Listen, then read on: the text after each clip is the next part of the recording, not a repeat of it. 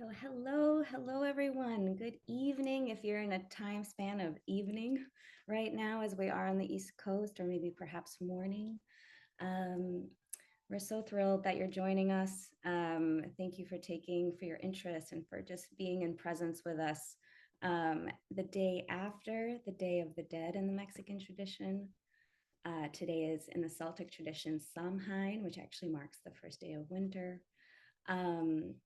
And I wanted to open this conversation space by saying that these are difficult times, and to be in the world as an artist right now is to be doing healing work. And there are so many artists, so many puppetry artists working in so many profound ways that are so needed for our culture, for our spiritual lives, for our society as a whole.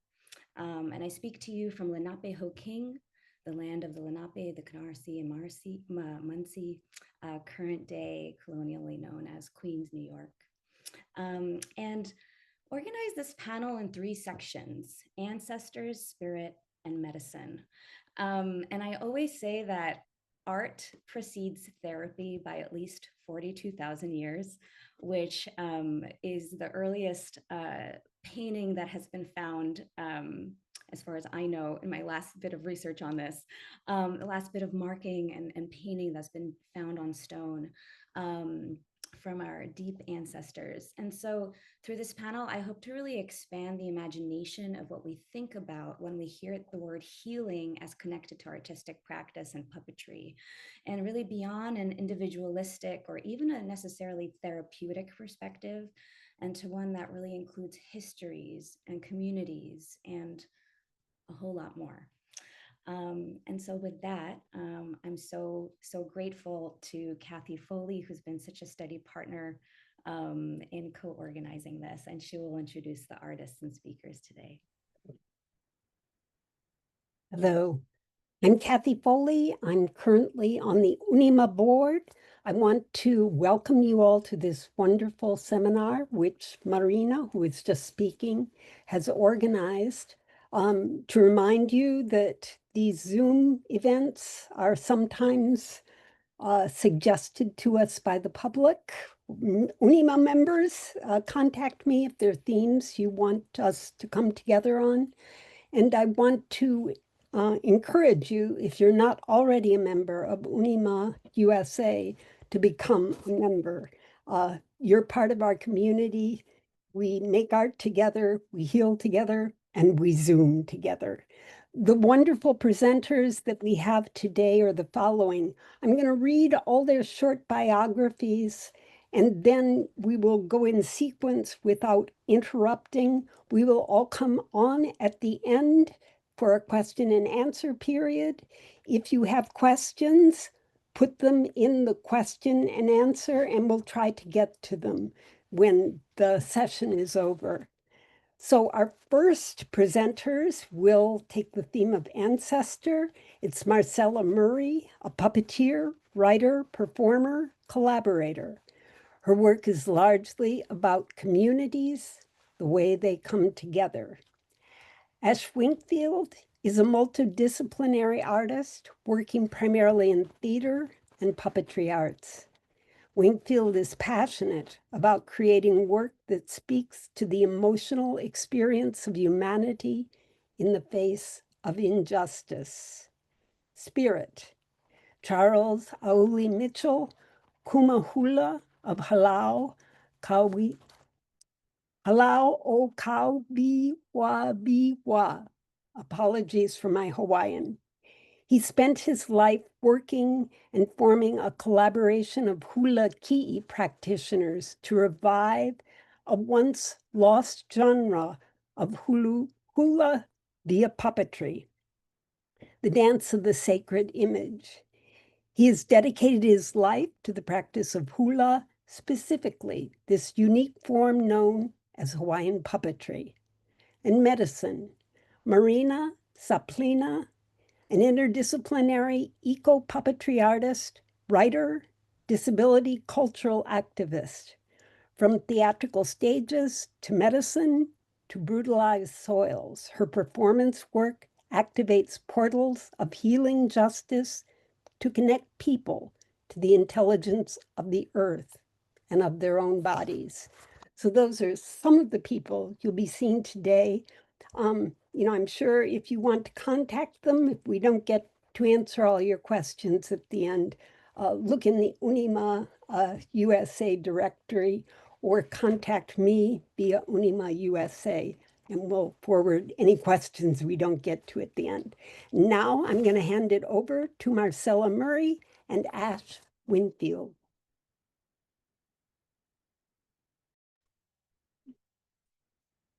Hi, hello, good evening from Brooklyn. My name is Ash Winkfield, and I am the director of the Harlem Doll Palace and one of the performers. Hello, I'm Marcella Murray, and I'm one of the performers in Harlem Doll Palace. And today we are very fortunate to talk to you a little bit about the ancestry work that happens in the Harlem Doll Palace. I'm going to start with kind of a brief synopsis of the show itself, as well as a little bit of the history that inspired the piece. The Harlem Doll Palace is the brainchild of Alva Rogers. In some ways, it's her love letter to Aunt Len Holder Hoyt, who was the real life curator and owner of the Aunt Len Doll and Toy Museum, which the Harlem Doll Palace is based on. The Harlem Doll Palace is a surreal retelling of Aunt Len's Doll and Toy Museum, the woman who collected them, and the dolls who lived there. We actually start in the last moments of Aunt Len's life and then learn about her and these dolls through their recollections, their memories of her in this world, and all of the different ways that her magic kept them alive, her magic kept them whole, and all of the other ways in which they try to return that favor by keeping her whole and on a living plane. Next slide, please. So we will start with the Harlem Doll Museum, which was the only Black-owned doll museum in Harlem. It started in the 70s and continued into the early 90s when she could no longer keep it going. One of Lennon Holder Hoyt's dreams was to have a place where children could see themselves. And that's something that with dolls in particular, if you're familiar with any of the studies that were done in the 60s and 70s with dolls of how kids saw themselves, especially Black children seeing themselves, they more often were attracted to or thought that their white dolls were pretty because those were the images that they were seeing. Those were the dolls that were sold to them. And Aunt Len wanted more than anything to have a place where they could see themselves. And she had dolls that were everything from the current day Barbie to some of the more racially insensitive dolls of previous times. She had dolls that ranged from cloth dolls from the 1800s to the highest priced porcelain dolls that you could have at the time. So she really had a huge expanse of dolls in this museum, and really became a neighborhood place for kids to be. And more than just Black children, but all children in the neighborhood were able to be there.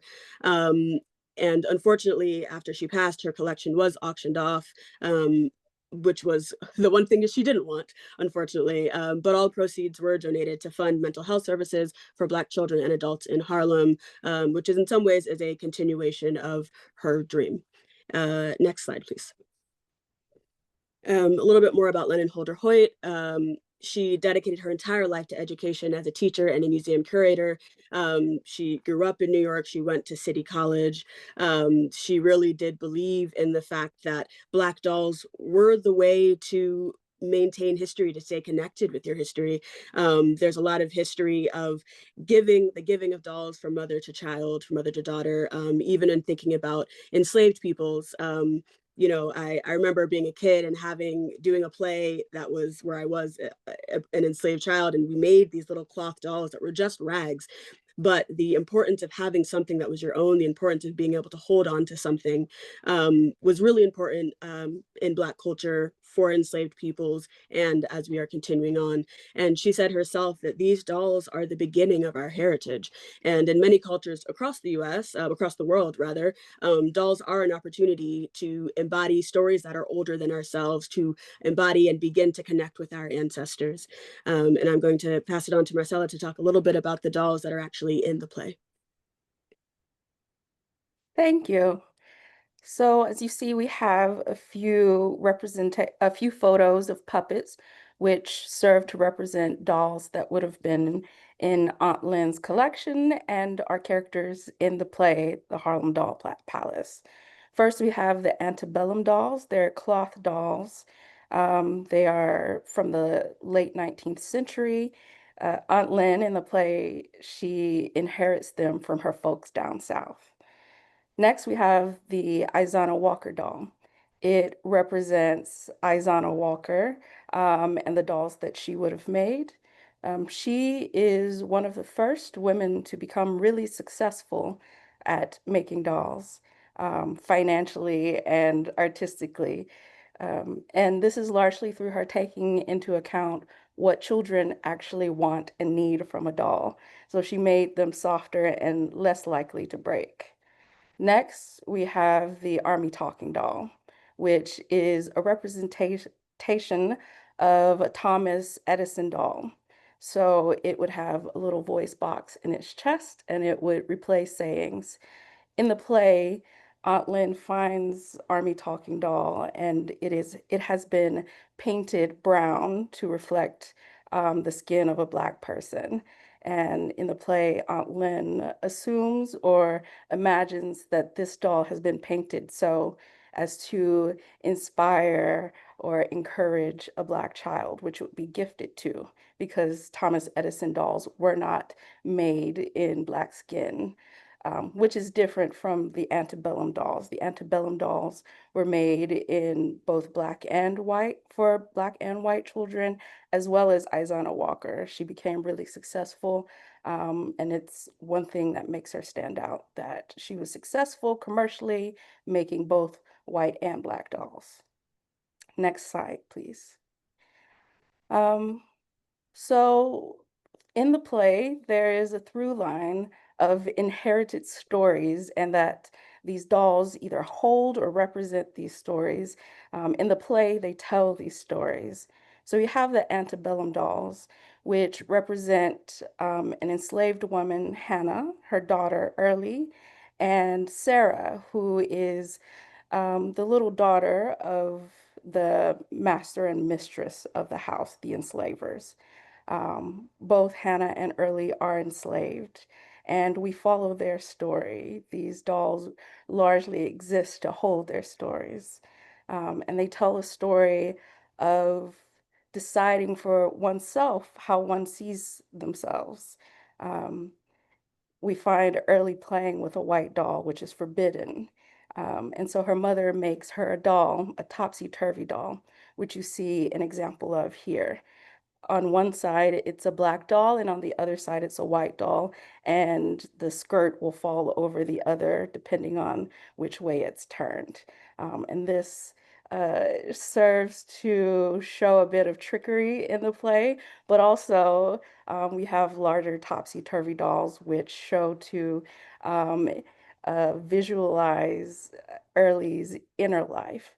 A large part of the conflict around dolls, why Aulii so seeks to play with white dolls, is that Black dolls tend to be made to be represented as slaves at this time. And so Early doesn't imagine herself as a slave. She imagines herself as a free girl playing amongst butterflies or as a mermaid. Um, they also serve to tell this story of the passing down of stories between mother and daughter. They tell a particular story of a moment in this mother and daughter relationship in which the mistress, in a moment of particular cruelty, seeks to damage the loving and tender connection between this mother and daughter.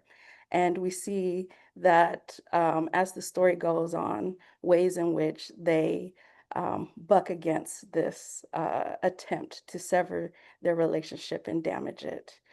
We also see this reflected between the little Early doll and the little Sarah doll. Um, in the beginning, we meet them as playmates, as friends, but we see how the institution of slavery severs that connection, does not allow it to thrive and exist.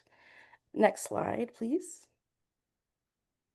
And so we come to healing and transformation. Um, the Azana Walker doll, which you saw a few slides before, is imbued with the power of Izana Walker, who is someone who sought to determine her own life story, did not want to be contained within the restrictions of her time and gender. Um, and so Izana Walker has the power to conjure up these stories, to conjure up a new vision of these stories. She has the power to pause them, to force us to look upon what we don't want to in order to heal. Aunt Lynn also serves as a healer in this story. She, as now the owner of her family stories, um, we find that Hannah and Early are representative of her ancestors. So this trauma lives in her family, and she has the power to look upon this story which lives in her and pause it and decide how she is going to react to it. And we see that she chooses to react much in the way that Early does, which is to imagine herself as free and beautiful like a mermaid. She breaks this cycle and highlights the idea of this insistent connection along the matrilineal lineage, that this bond has not been broken, that the love that they have shared amongst themselves has not been broken by the cruelty of their circumstances. And she comes to realize herself. She is insistent on not selling her dolls. She is insistent that her museum is her place. She is insistent on her internal life, her vision of herself. And we see that her dolls, the magic that she conjures up with her dolls, they support her in this effort. Yeah, and I'd just like to add to that, that part of the huge magic of this show is Alva Rogers, who not only is the playwright, but is also the star. She portrays Aunt Len. And as I mentioned in the beginning, that her personal relationship with Aunt Len, with Lennon Holder Hoyt, inspired this. Alva will many times talk about moments, stories that she has with Aunt Len, where, you know, that she then put into the play. And so a lot of this is Alva's own conjuring, reckoning with Aunt Len's literal life, and that sometimes that the things that we think of as ancestry might not be actually that far in the past. Lennon Holder Hoyt passed in the early 90s, mid 90s. And so she's in many ways a living ancestor in much of the ways that we think of Alva as well, of someone who is telling stories and conjuring and giving us magic in this everyday world that we live in. Thank you very much.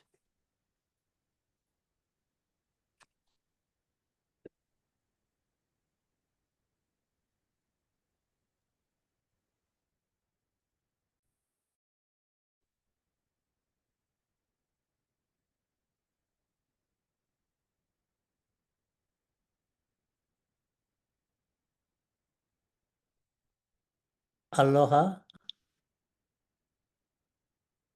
Aloha mai. Can you hear me? Okay. Hear you. Yes. Aloha maia kako pākahi pau. Greetings to all of us. My name is Aulii Mitchell, and I am a third-generation ancient hula teacher at Hālau o Kahiwahiwa, my hula school here in Hawaii. I want to first say thank you for everyone inviting me here today to speak about the hula ki'i, the dance of the sacred image known as Hawaiian puppetry. The hula ki'i was once considered a lost genre of hula, but now it is revived stages and evolving into the 21st century. I have been practicing, promoting, and sharing the tradition of hula ki'i for the past 41 years, initially as a challenge from my kumu hula, my grandfather, and my mama, who shared an old hula ki'i song with me and then told me to find the true story. Slide, please. Next slide. For me, my thoughts began really early with when were the wooden images taken from Hawaii, taken from our ancient temples? To understand this, the Hawaiian people once lived under an ancient social order known as the kapu system, where they carved wooden images in the likeness of their multitude of gods. Then later, with the arrival of the missionaries in 1820, 1 year after the death of the great chief Kamehameha I, who united the islands of Hawaii under one rule, the kapu system ended and new religious beliefs were established. Many of our godly images were taken to different parts of the world as savage curiosities that now reside in museums, including our Hawaiian puppets. Next slide, please. There is only one book written on Hawaiian puppetry by a Swedish anthropologist. Her name is Catherine Wamala, called Hula Ki'i, Hawaiian Puppetry, that was published in 1984. It was the book that guided my research and led me to visit the early puppets currently in curation at the Bishop Museum in Hawaii, the Smithsonian Museum in Washington, D.C., and the British Museum in London. Next slide, please. There is only one chapter dedicated to the practice of Hawaiian puppetry, included in a book called The Unwritten Literature of Hawaii, The Sacred Songs of the Hula by Nathaniel B. Emerson, a medical doctor from early Hawaii, who later became involved with the sixth hula ki'i now in the Smithsonian's National Museum. Next slide, please. This slide showcases the original, well, 2 of the original 6 hula ki'i gifted to the Smithsonian by Nathaniel B. Emerson in 1904, shortly after their performance at the New York World Expo. Next slide, please. These Hawaiian puppets would have been present during the reigns of His Majesty King Kamehameha III and his Queen Kalama. So we're looking around 1853 into the annexation 1860s of Hawaii to the United States, and would have lasted until Hawaii's last king, David Kalakaua. We're looking at the 1890s. Next slide, please. The renowned hula ki'i master, puppet master I Pa'akaula, sold his 3 puppets to the Bishop Museum in Honolulu in 1913. It is said that his chanting of the story was so powerful that the puppets seemed to levitate on their own. Next slide, please.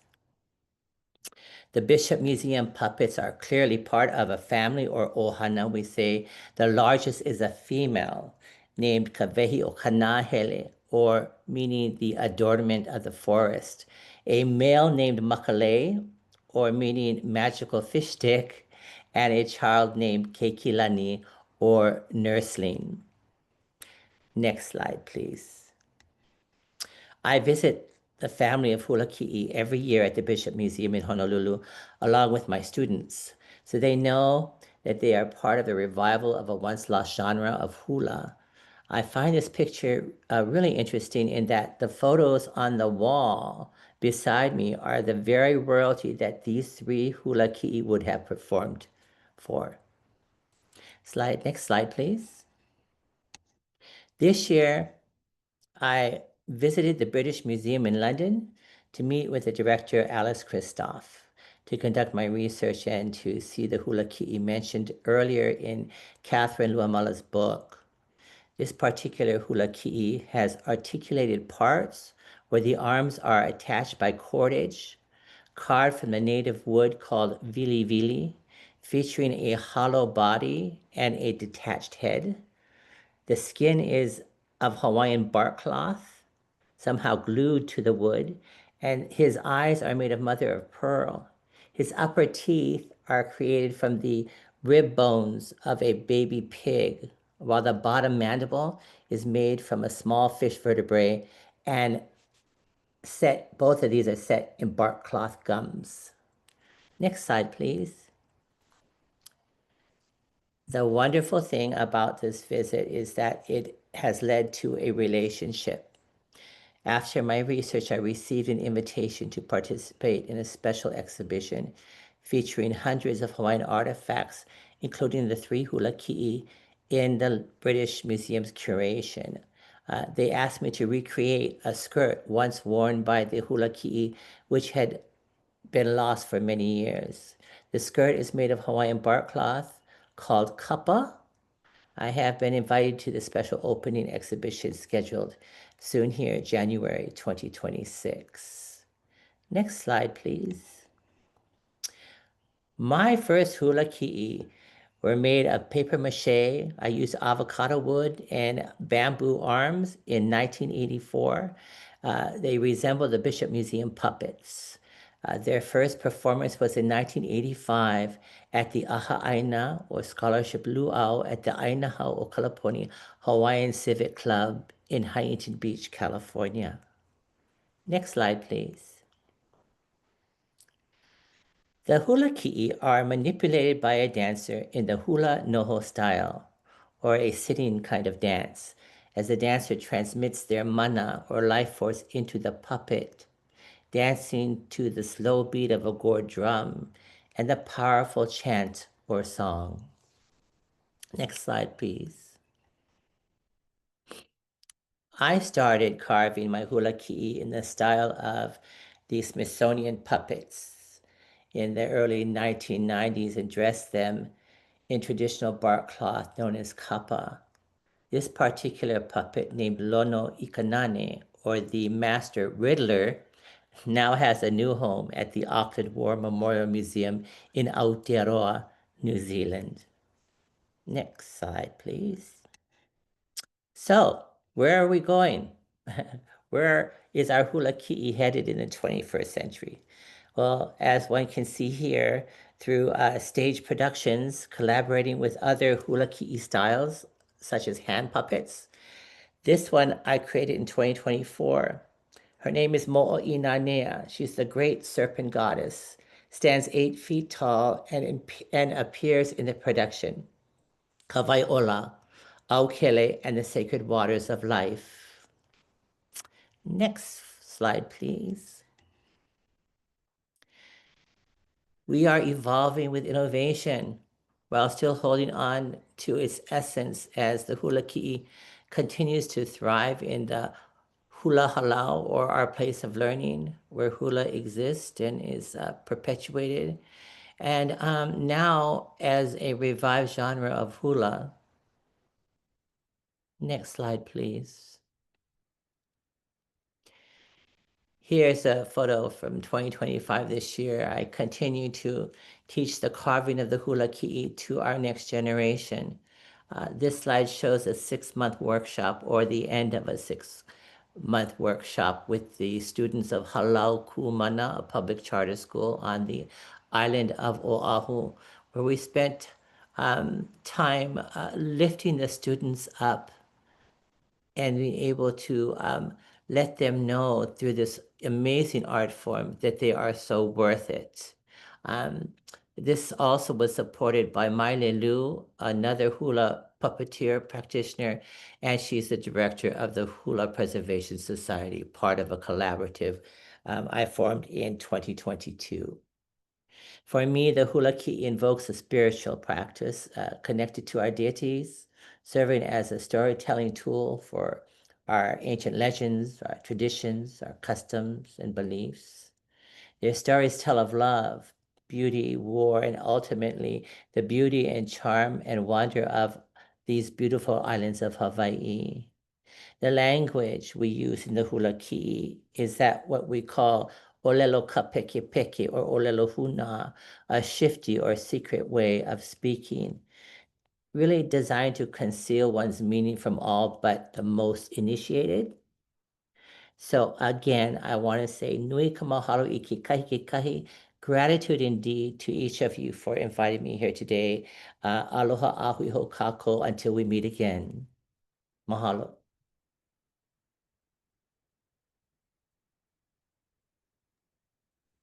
Thank you so much, Charles.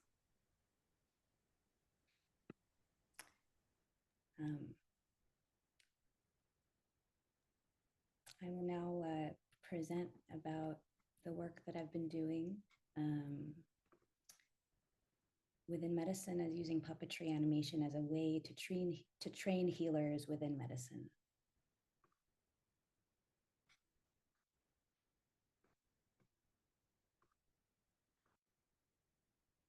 Do you see my slideshow? Okay. So Yes. Thank you. So the first thing I'll say is that my practice as a puppetry artist spans both working with land and what I call the life force of dirt, soils that have been brutalized, extracted from, and harmed, and whose life still remains and endures. And the other half of my practice is working within medicine, which is what I will be speaking about today. So I call this presentation Embodiment in As Is Medicine, Puppetry as a Training of Healers in Medicine. And these are some of the training forms that I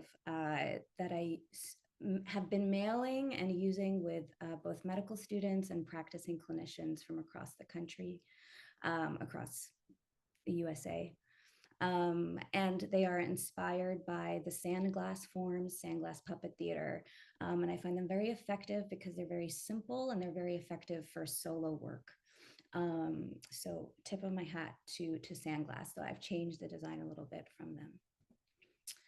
So, and I want to invoke one of my disabled ancestors, Elizabeth Hughes, who I think about quite a bit in this work. These are two images. She's one of the first insulin patients. I've lived with type 1 diabetes since I was 2 years old. And the left image shows her before the discovery of insulin, and the right is after the discovery of insulin. And I always hold her near me when I do this work. And in part, I also want to voice here that in the work that I'm presenting here, none of this work replaces my need for insulin and the need for medicine as more traditionally, more biomedically defined. So, but there's a huge other aspect of healing that I will be speaking about. And I feel her bones in my body. I've connected to her quite deeply. So I started this work in 2013, and I formed an organization around myself in order to kind of have a vessel to be able to bring this work into medicine, to bring puppetry and performance work into medical communities and chronic illness communities. And I have a little introductory video here, but I'm actually just going to keep going, and I'm happy to share that if anyone would. It's a 30-second kind of introduction to the organization.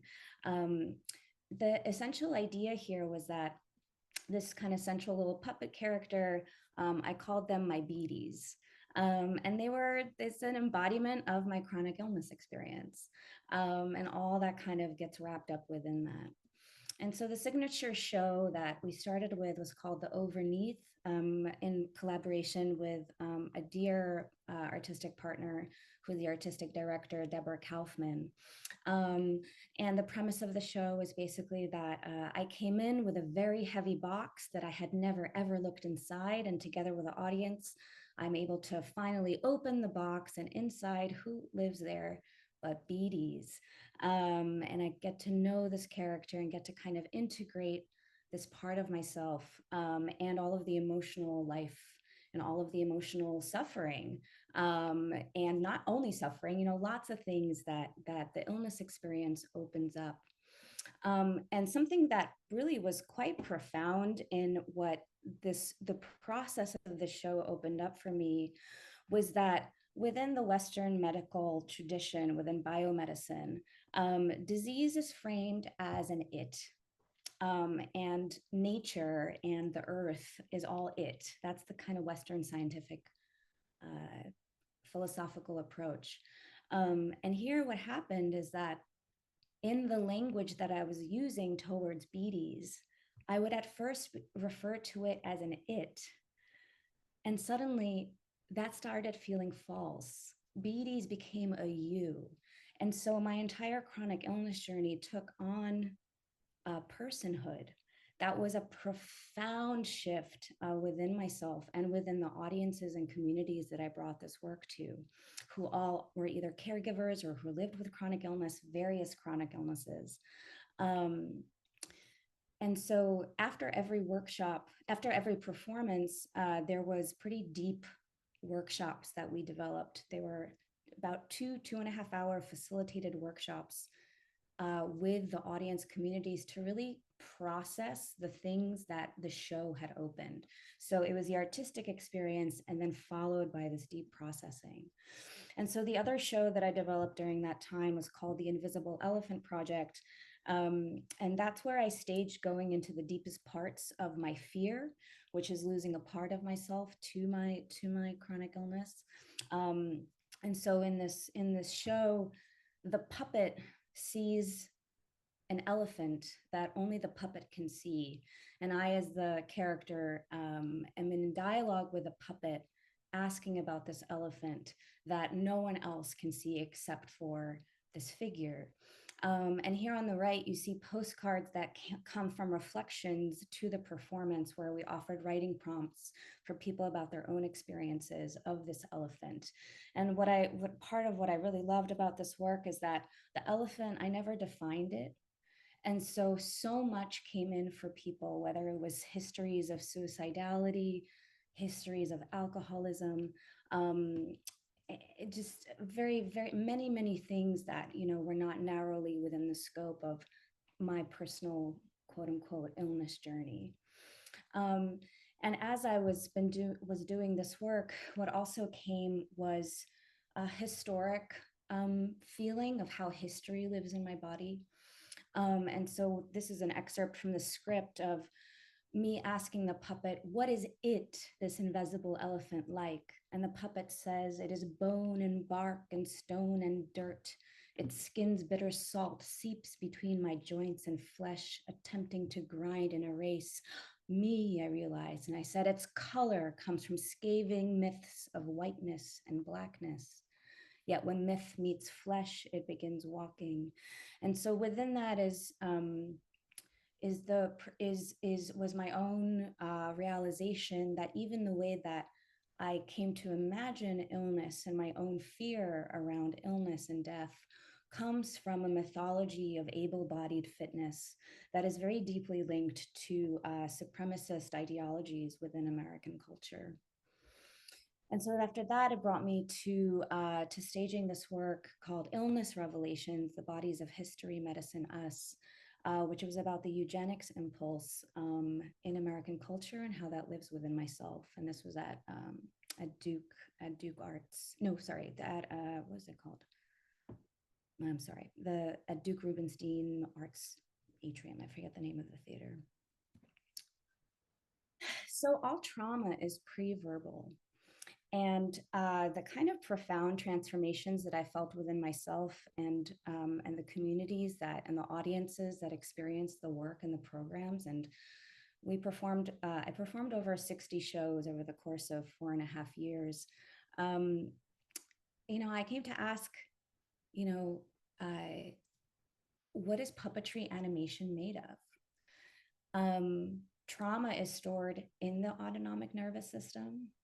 And we can access the autonomic nervous system through breath and movement and image and touch.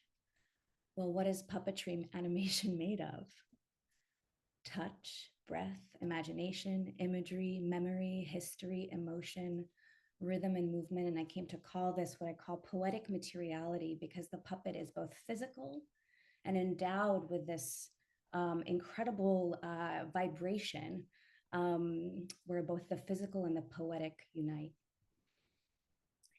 And so from there, I went to co-found the program called Reimagine Medicine. And for 3 cohorts, we were able to train pre-medical students through deep embodied artistic practice through puppetry animation.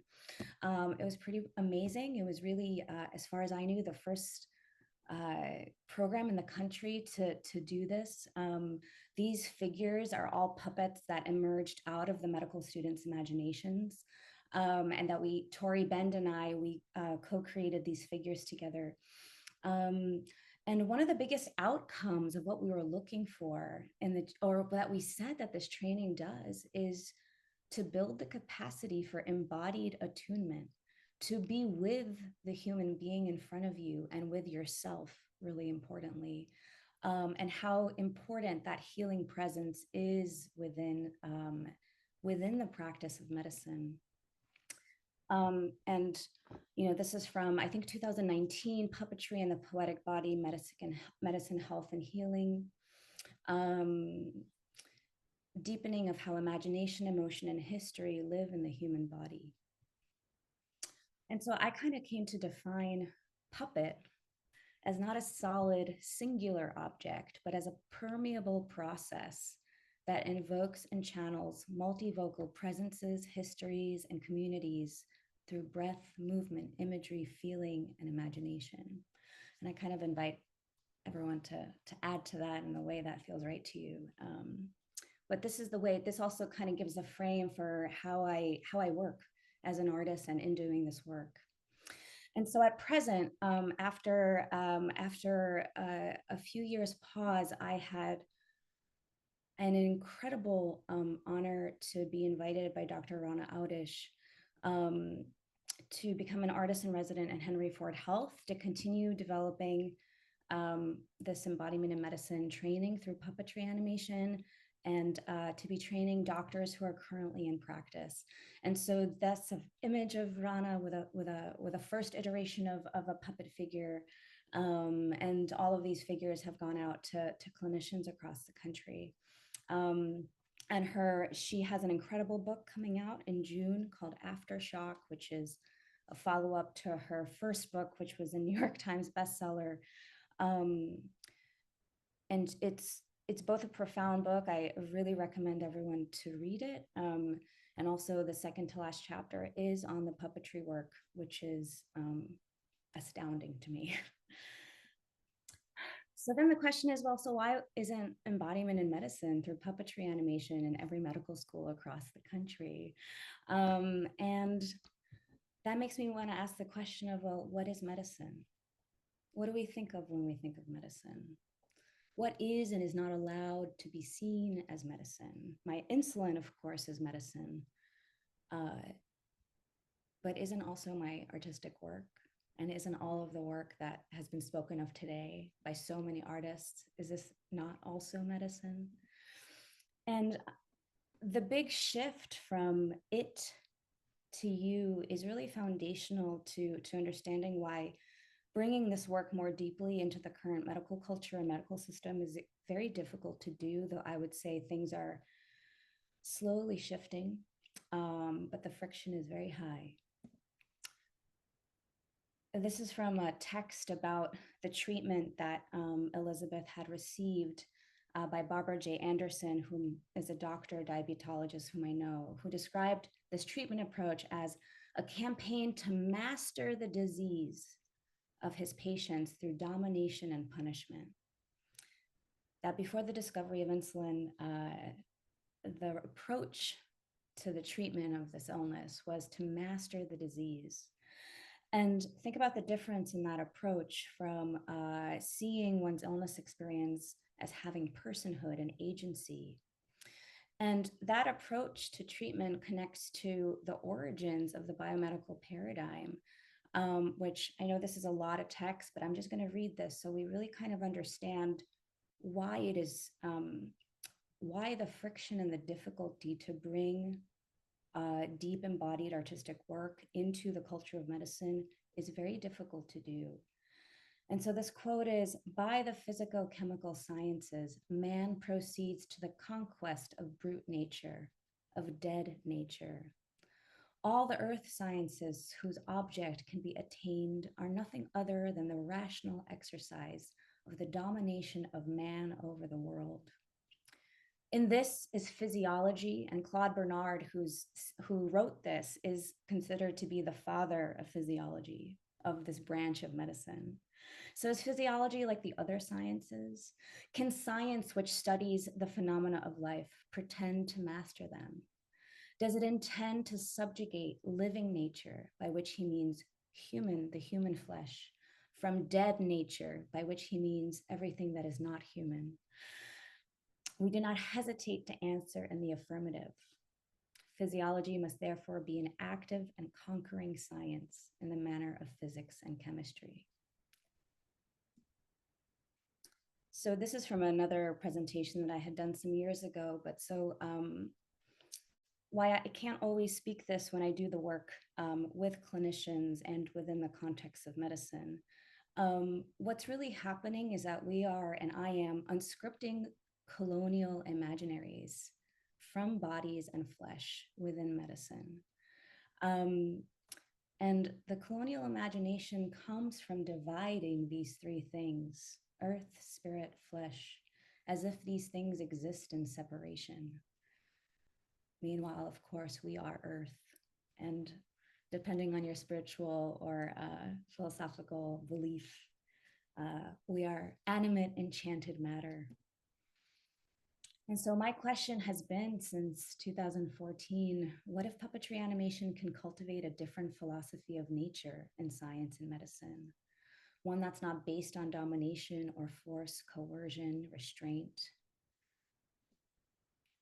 And what if medicine can cultivate and train an embodied attunement between earth and body and imagination, mind, spirit, emotion, thought, history? Because this is how healing within the Western medical tradition may be restored.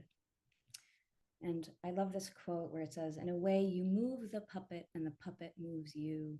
That's when you've become really good. Because when the work of animation, of puppetry animation is done fully, one transforms within ourselves too, through the kind of channeling that this work does. I'll end with this slide by sharing the story that when I performed this piece called Illness Revelations, there was someone in the audience who, I spoke to his mom after the performance, which is how I know this story. We bumped into each other on the street a few days after the performance. And she said, can you believe what happened? My son in his early 20s, who is evaluated by the medical and education system as being intellectually disabled. He was there at the performance, and we spoke with him after, and we asked him, what was on the stage? And he said, a flower puppet. And we asked, well, what color was the head of was the flower head? And he says, it was a pink or a yellow. And, the connection between word and color, is tricky for him. And then she asked, okay, and what was the head of the puppet? And he says, consciousness. He says consciousness. And what I know is that he perceived this show more deeply than most of the people in the audience. And the images on the left show, they are from a scientific lab where they were able to recreate the earliest moment of inception in an embryo. The cells were stained to become those colors, but the formation of that burst was able to be recreated. So this is happening at our bodies at the moment of creation. And when I saw that, I was just stunned about the visual resonance with the figure that came to me for this piece. And that is where I will stop. And we will move to Q&A. Okay, I want to call all of the presenters back on the screen. Can you turn on your cameras? Please put additional questions into the Q&A if you have them. I see one there, but I want to start first with questions that the panel may have for itself. And I think, Marina, do you have any? I do. I do. I had this question that I wanted to start us with, which is that to each of you, that as you have done this work, what has it opened or shifted within you that you are willing to share? And how do you think about the role of the puppet performing or sacred object within that transformation?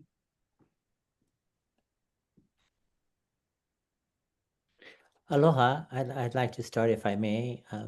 For me, it's all about transformation of mind, body, and spirit. What the hula ki'i has done for me and for our community, it has assisted us in reclaiming what was taken from us, from cultural trauma. Teaching it to our youth nowadays is helping them to understand who they are, uplifting them and making them feel that they are worth it. It's so important in today's times that we are working together in this collaboration here in Hawaiian Puppetry and as a collective consciousness, so we can mutually emerge together. So it is very healing for us here in Hawaii to reclaim something that was taken from us, something that ours is returning us through the revival of this practice. Mahalo, Marina. Thank you. I will follow up with two things. I think physically, puppetry has taught me a lot about my own personal body, both with how does breath work, how do bodies move in space, what do physics do to bodies, what are the shapes that bodies can make, is something that I've really learned a lot from puppetry and been able to then self-impose onto myself, my own body. And then also, I think there's the unique power of puppetry to be able to dig into some of the taboo topics in our world. And so I think we're able to have these really difficult conversations around health, around ancestry, around injustice through puppetry, through this other object that we're able to then have a little bit more compassion for in some ways than I think for other humans. It allows us to have this experience with this object, which then can be then reimposed onto humanity.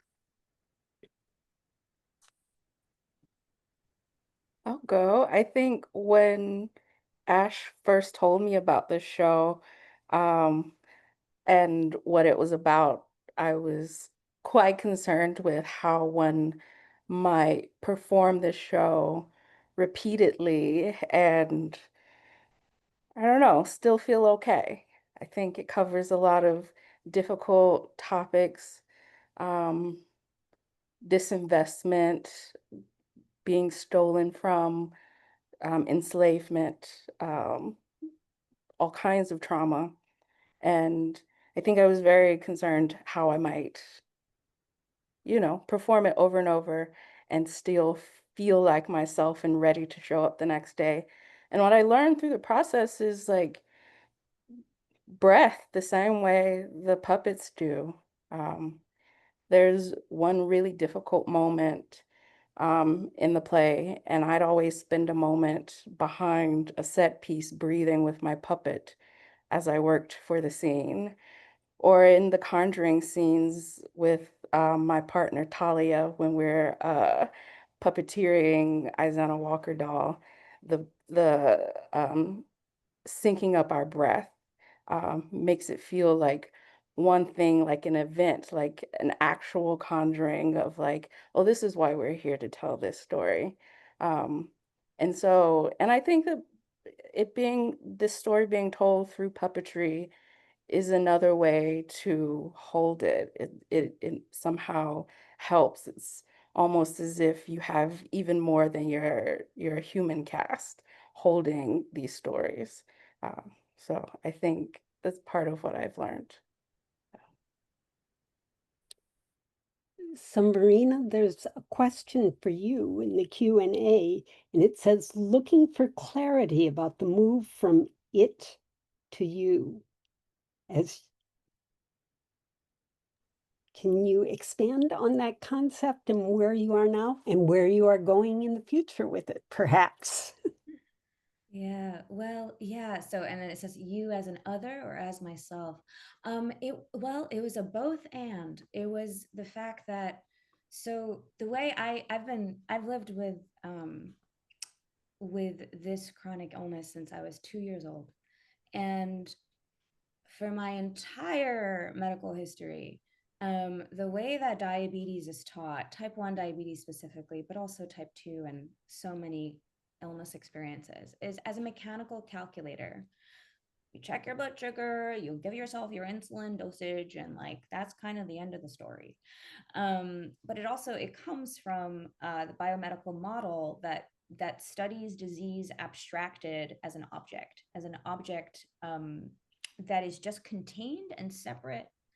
And medicine still trains people, while there is very much more of an acknowledgement of emotional and mental health and spiritual care and all of these things. Like foundationally, the body is taught mechanically. The body is not taught as being an integrated place where we can access ancestors and emotion and spirit and memory and all the rest. And so through the process of writing and performing the show, and really the process of writing and rehearsing, I would go, it. I would refer to my BDs as it. And suddenly that gesture became false. It became you. Wow. And it also became are part of me. And like that's actually where the piece started. So and that shift to come out of this very narrow mechanical perception into even in how medical education is done, where if the groundwork of the teaching was that the body is alive, it holds intelligence and memory and imagination, and we can access these places, and that is foundational to healing. It is not secondary. It is a both and. I still need insulin. I will always need insulin, right? Like that's not what I'm saying. So I hope that answers that question a little bit, but there's a lot of there. Okay, Aulii, can you turn on your camera again? See if we can get him back. Okay. Yes. We have one more question, but it's for me, and I'm more interested in you and your thing. Aulii, I wanted to ask you a little bit about working in the museums and going into them, because in some ways, if we look historically at the museums, it has sort of the approach to objects that Marina is talking about in medicine or things like that. I mean, it pulls them out of the culture, it protects them. You go to the museum, you can't touch it, you can look at it, but you might harm it somehow or things like that. There has been a lot of turnaround in recent history in museums and their relation to, indigenous cultures or things like that, the idea of partnering. So I'm just really curious, since you've been doing this work since the 1980s, when I think there was that distance between the objects and the living practice, which is Right. what it's the spirit and the revival. Can you talk a little bit about the history of your relation and where you think it is right Yeah. now? Yes, because that's where I first went to, was the Bishop Museum, to see the original puppets in 1984 when that book was published. It's interesting you say that, because at that time I was not allowed to touch them. I was only allowed to draw and sketch them, not even allowed to photograph them at that time. So there created still a need for that deeper relationship. And yet it wasn't happening. All I could do was from an eye's view. And so as I continued in my work and went to the other museums later, like in the 90s, then we were allowed to actually touch them, hold them. Same thing with the British Museum this year. I was allowed to touch it, take it apart, spend days with it. And there is where that relationship of mind, body, and spirit came to me with the puppet. It just brought me closer to the understanding and need for advocacy to bring them out of sleeping. Because they're sleeping. They have not been shown in any museum. They have not been shown. This is the first time globally that the Hawaiian puppets are being brought out of the British Museum. And so this collaborative of Hawaiian puppeteers here in Hawaii, we have worked so hard together to get this movement. We're at the Smithsonian coming in June again, and hopefully to bring them out again. So it is so important that we continue this relationship with museums. There's also the thought of repatriation, these objects of cultural patrimony. For us here in Hawaii, we have wonderful museums, but do we have the repository to take them back and care for them ourselves? So that's what we need to advocate for, somewhere to put these things if we're going to repatriate them. And it is in the movement. We just have to keep a good relationship with these museum curators, because they have done such a good job these years to hold them in and to keep them intact the way that they are, to the way that you can still smell the turmeric from the dye on their clothing. So that's a great question. Thank you. I hope that was helpful. For Marcella and Ash, recently I've seen some exhibitions of dolls in African culture and puppets. There was one that was in New York in a very small gallery a couple of years ago. There's a woman at the Smithsonian, the African American Museum, who's done a number of things. I'm just curious if you've had the opportunity to meet and talk with some of the other people who are creating a lot of life within the African American community and really thinking about this relationship of dolls and its reflection of culture, and the doll within healing medicine within an African framework or things like that. Just to respond, it seems you're part of a movement or things like that. Are you connected to some of those things? And people are also asking when they can see the performance for all of you.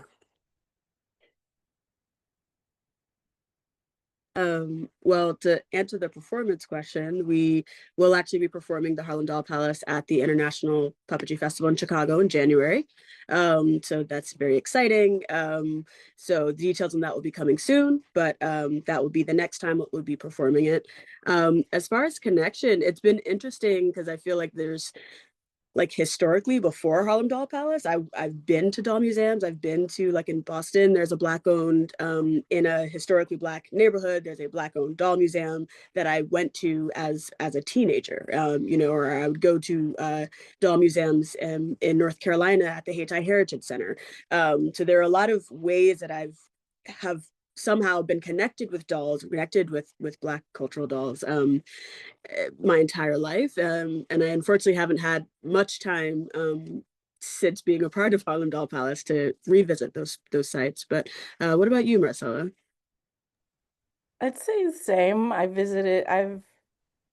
had the chance to visit various doll museums, particularly doll museums that collect Black dolls. I'd say my grandmother and my mom are doll collectors in a way. My mom's sort of more of the like statuette, but my grandmother always had an array of Black dolls around the top shelves in her room. Um, and I haven't had the opportunity to visit to see some of the exhibits around sacred objects and um, uh, living ancestors in museums, but I have read a bit and gotten to speak with some people who study or are interested in this. Um, yeah, I would say I guess it kind of is us being part of a movement. I think we're all looking for each other and trying to have these conversations um, about puppetry across the diaspora. Mhm. And yeah, it's yeah, yeah, I guess that's Yeah. And we did have a post-show conversation with Dr. Paulette Richards, who wrote Object. I looked up the name so I get it right. Object Performance in the Black Atlantic, the United States, which is all about the history of Black dolls in the US. And she is just a force when it comes to knowledge of the meanings of dolls, and was really instrumental in also just helping us like really distill the story and understand what where the meat is of Harlem Doll Palace. And so shout out to Dr. Richards, because she's incredible resource. mm.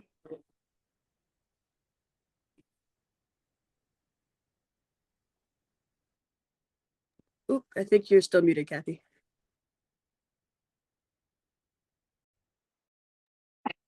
I can't even unmute myself. I was going to ask Marina if she wanted to pick the next question, because we're supposed to be dividing this up. Some of them are for you or for everyone. I see the last question, which is that my question is about the prevalent ideology of conquest, domination of man over nature, and medicine physiology. Do you think that ideology contributes to some of the disillusionment / cognitive dissonance prevalent today, particularly in mental illness? I want to kind of answer very carefully because there's so much stigma around mental illness. There's so much medicalization and psychiatrization connected to which communities get diagnosed as having higher mental illness. I think there is a deep. I think Western culture is the embodiment of disembodiment. Dominant Western culture, because there's always trajectories and lineages of other kind of work, and other cultures and communities that hold, so I don't want to kind of perform an inner colonization by calling the West only one thing. That being said, I think the kind of fracture is deep within all of us, um, across communities, across backgrounds, across histories, and the work that each of us has to do to suture those breaks is unique to each of our positionalities and lineages and backgrounds. Um, yeah, so there's a lot of work to do. Us puppet artists and artists, we have a lot to do. Yeah, there's one comment here from Jenna Beth Davidson. It says, as we all know, puppetry goes so deep. And I find that since most people outside the art form have such limited experiences with puppetry, they haven't had a deep or transformative experience with it yet. As a result, I encounter a lot of diminishment of the art form. Do you encounter this too? And how do you deal with it? This is for everybody. Yes, I think I have experienced it. One of my friends commented, a fellow puppeteer commented that often we walk into a room and people treat us like the armpit of puppetry. And she has a loving relationship of the armpit, but others may not. And so often I walk in knowing that sometimes people might view us in this way. I found, and I think you kind of touch upon it in your question, once people see puppetry, what it can do, what it's like to make puppetry, to hold a puppet, or to see what the process for a puppeteer is like, they tend to change their minds rather quickly. And so my way of dealing with it is to talk about puppetry openly with people. I make a lot of different kinds of work in theater, and I always endeavor to not diminish puppetry as I describe my own artistic practice, to leave it out or shove it over into the corner. Um, I've had so many experiences working with other artists in different medium who, once they're seeing the behind the screen process, particularly in shadow puppetry, they're kind of enthralled and they're like, I had no idea. I had no idea. It's so embodied. I'm watching you, and I could watch this part of the show too. Um, so I find that you know, you have the right of it. It's experience with puppetry, and I think that starts with us and how we talk about it in our practice, whether we talk about it as a minimal aspect of our practice, or as we talk about it as an equal part of it.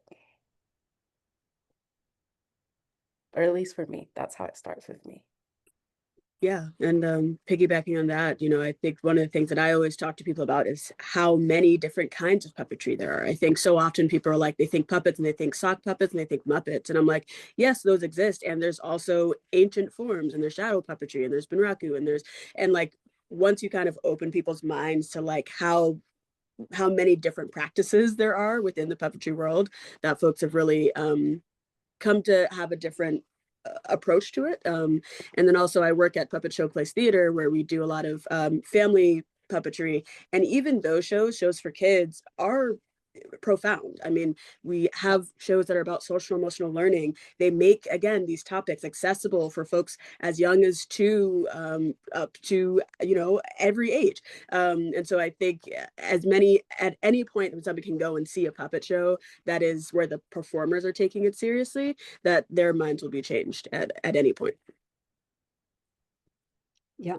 I think there was a question in here from Michael Schuster and said that, I should talk about Southeast Asian approaches.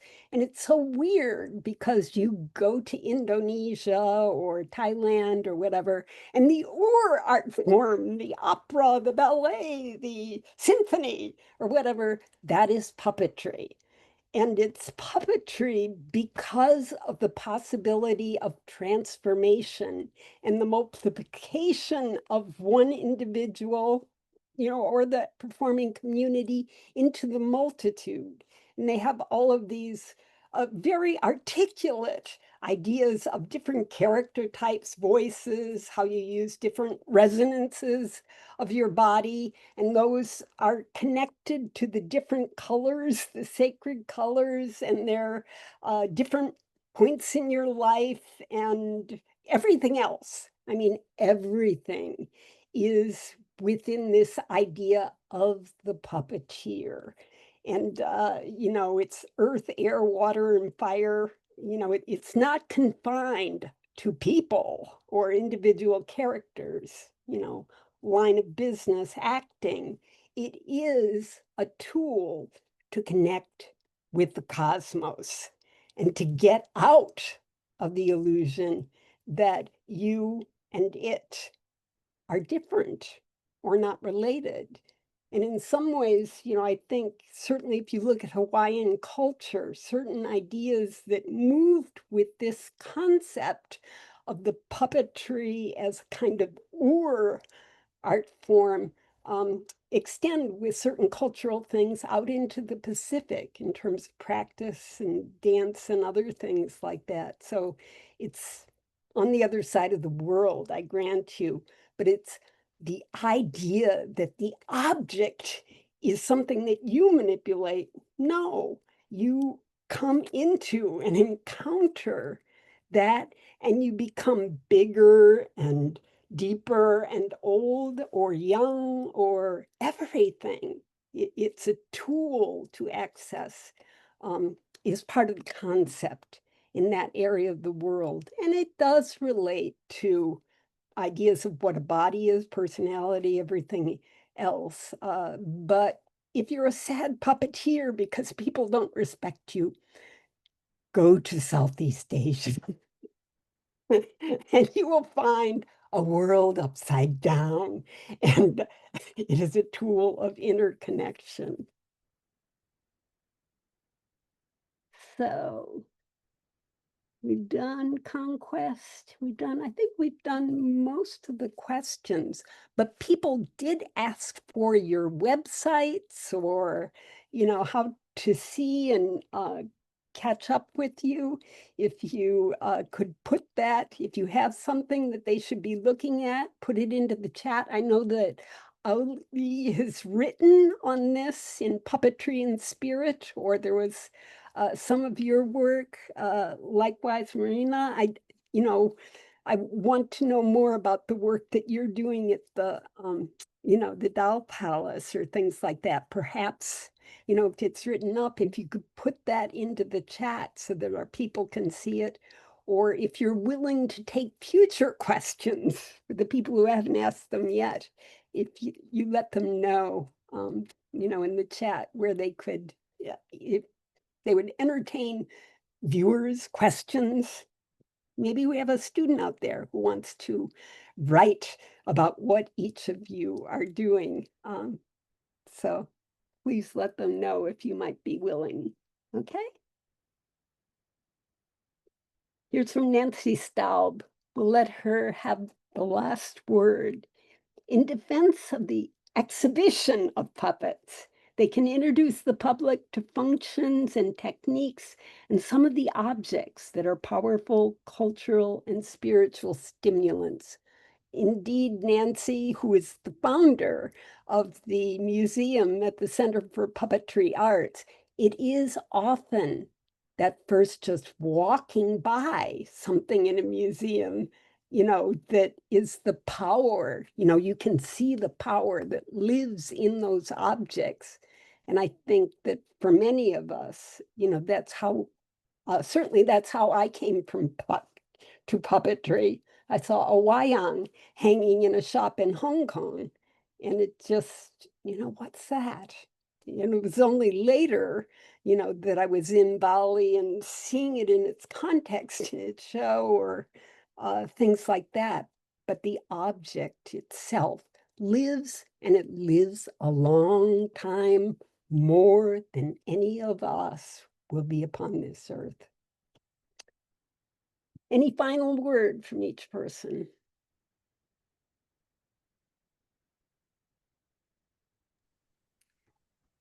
Just gratitude for To this you? space, for all of us being here together in this work in our various ways, to so much work that is puppetry and healing beyond this panel.